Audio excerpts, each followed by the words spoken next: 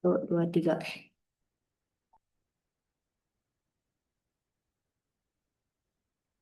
Assalamualaikum warahmatullahi wabarakatuh. Kami dari kelompok 10. Di sini kami akan mendemonstrasikan hasil dari pengerjaan tugas besar jaringan komunikasi dan data. Sebelumnya perkenalkan, saya Fadila Nuraziza bersama tiga rekan saya yaitu Muhammad Naufal Abkari, Farah Fadila, dan Muhammad Raihan Hazik Saputro. Langsung saja di sini bagian topologi. Eh, Sesuai dengan skenario, perusahaan ini tuh memiliki tiga gedung utama dan satu rute menuju internet. Gedung satu menampung divisi A, divisi B, dan divisi C dengan menggunakan satu router dan 5 switch. Gedung 2 menampung divisi D dengan menggunakan satu router dan 2 switch. Dan gedung 3 difungsikan khusus sebagai pusat data yang berisi satu router dan server perusahaan. Yang sesuai instruksi, untuk kelompok 10 kita menggunakan blok IP 10.10.0.0 prefix 24.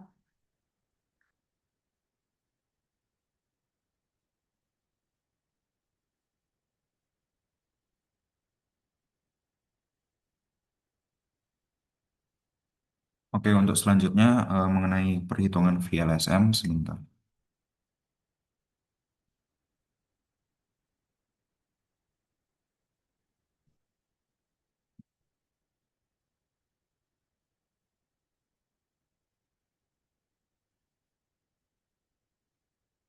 Oke, selanjutnya untuk perhitungan VLSM sendiri, di sini kami menampilkan apa eh, tabel VLSM yang telah kami buat, di mana untuk mengalokasikan blok IP yaitu 10.10.0.0/16 kami menggunakan VLSM, di mana syarat utamanya itu ada mengurutkan subnet dari kebutuhan host terbesar hingga yang terkecil menggunakan rumus 2 pangkat N kurang 2 dengan rincian perhitungannya yaitu yang paling besar yaitu ada di divisi C dengan membutuhkan 58 host, kami menggunakan prefix slash 26 di mana menghasilkan 2 pangkat 6 dikurang 2 yaitu 62 usable host.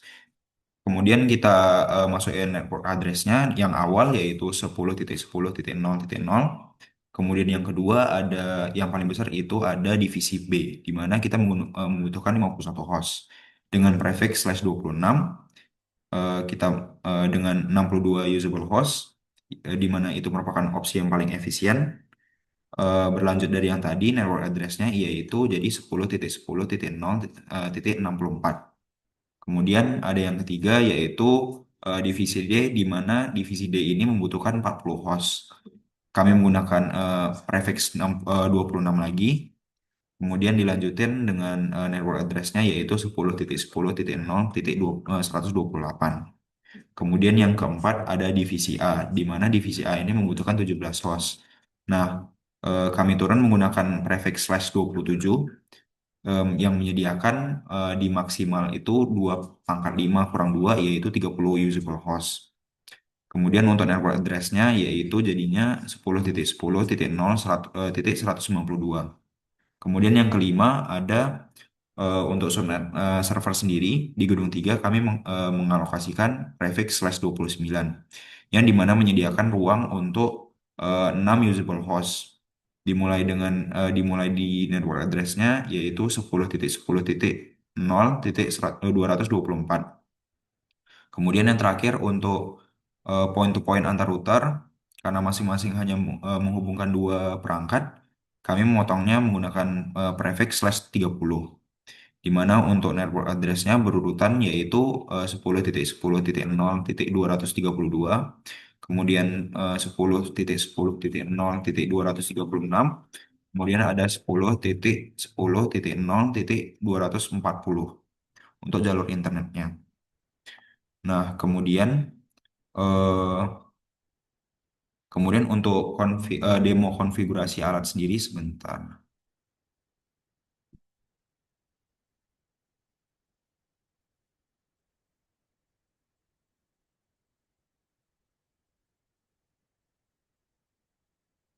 Oke, untuk demo konfigurasi routing tersebut di sini.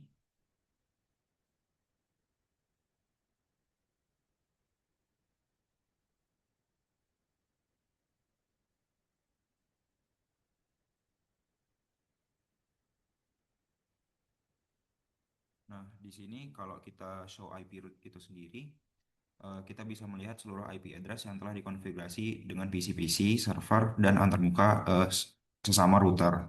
Untuk mengubah seluruh jaringan internal gedung tersebut, kami mengaktifkan dynamic routing menggunakan protokol RIP versi 2 dengan perintah no auto summary. Sedangkan untuk jalur keluar, kami menggunakan statistik default route menuju router internet. Ini adalah tampilan routing tabelnya di router gedung pertama. Dilihat sini ada C itu connected, kemudian ada R itu dia berarti dia menggunakan apa protokol RAP dan lain sebagainya.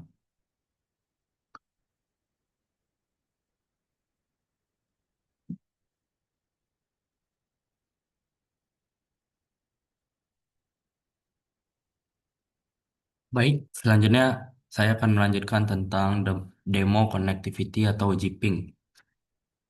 Sekarang kita akan masuk kepada tahap pengujian konektivitas. Pertama, saya akan melakukan ping dari divisi A menuju gateway.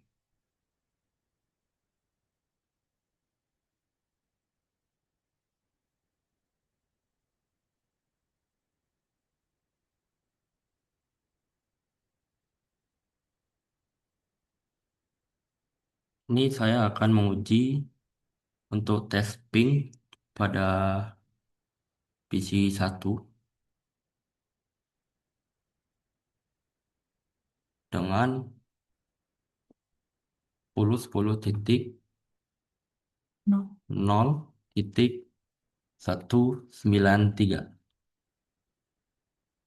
Nah, bisa dilihat di sini untuk ping kita berhasil dan selanjutnya kita lanjut untuk ping ke server di mana di sini untuk IP-nya itu ada 10.10.0.226.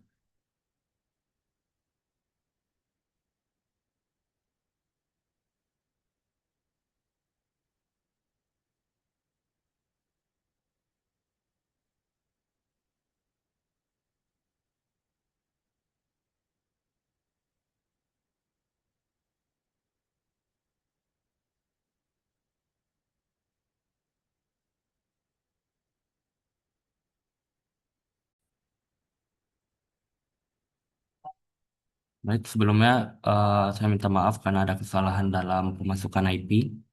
Untuk IP server itu ada di 10.10.0.230. Nah, di sini kita bisa ngelihat hasil dari ping dari PC ke server. Selanjutnya kita akan mencoba ping ke divisi D, di mana untuk IP-nya itu ada 10.10.0.129. Yuk, nih. Nah, di sini kita melihat hasil untuk ping ke konektivitas ke divisi D. Untuk selanjutnya, kita akan ke IP address, MAC address, dan untuk MAC address kita bakal ngetesnya di switch. Dimana di sini kita buat ini dulu. Kemudian show MAC address main table. Nah, di sini bisa kita lihat untuk hasil dari MAC address itu pada tertera yang ada di gambar. Kemudian kita bakal ngetes ARP min A di PC tersebut. Kita buat kembali ke command prompt ARP min A. Nah, di sini untuk hasil ARP A-nya.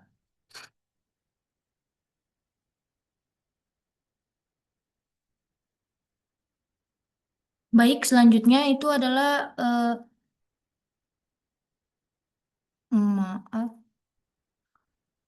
Baik, selanjutnya itu adalah bagian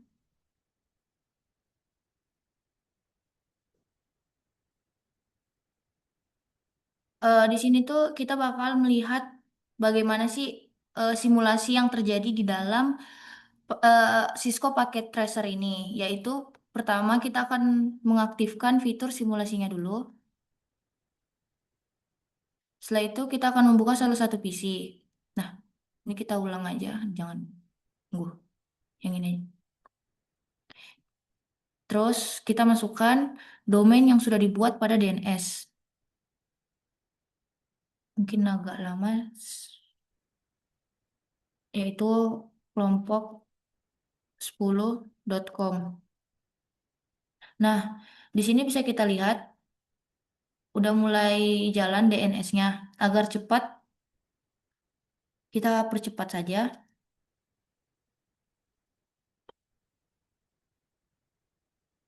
Oh,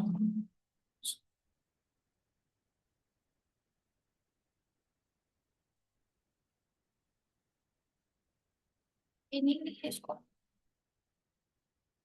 Script. Biar dia bisa dulu.